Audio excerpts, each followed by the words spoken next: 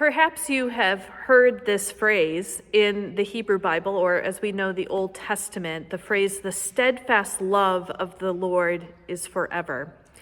And that translation, steadfast love, comes from the word chesed, which is a Hebrew word meaning love, but it's much deeper than that. It is a loving kindness. It's a mercy, compassion.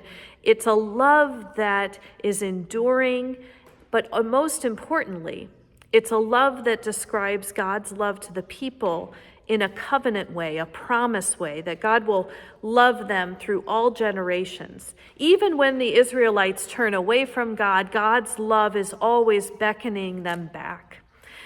And in the book of Ruth, which we will look at this week in Bible study, that word chesed comes up as we talk about the characteristic of God, but also asking the question, if God's chesed for the Israelites is there, the insiders, does that love also extend to the Moabites, or even Ruth, who is a Moabite?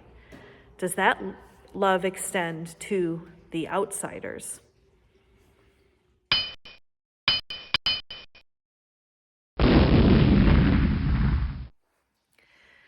The story of Ruth begins in such a way that there is a famine in the land in Bethlehem, and Elimelech and his wife Naomi are, because of this famine, having to go into the land of Moab. It's interesting and kind of funny that the town Bethlehem, which is the house of bread, is having a famine. But they find themselves in the land of Moab with their sons, Mahlon and Chilion, or Chilion, however you want to read it.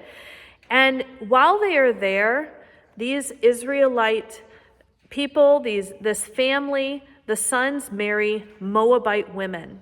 They marry Orpah and Ruth.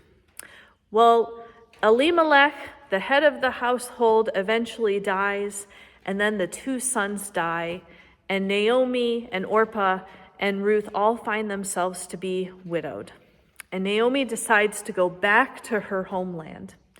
And she recognizes that Ruth and Orpah are Moabites and should go back to their own land, and that she can't give them sons. She didn't have any other children for them to marry, which would be customary for them to marry the next in the family line. And the interesting thing is, she sends them away and Orpah goes, but Ruth clings to her. There's this call always of Naomi to return, to go back, but instead Ruth clings to Naomi. And you probably have heard this phrase, but if not, a speech that Ruth gives to Naomi is, "Do not press me to leave you, to turn back from following you. Where you go, I will go. Where you lodge, I will lodge. Your people shall be my people, and your God, my God. Where you die, I will die, and there will I be buried.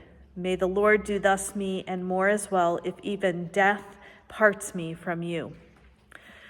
Now, here's the interesting thing, that, the Israelite law is that widows are supposed to be taken care of, and Ruth, being a Moabite, does not have to follow this Israelite law or Israelite customs.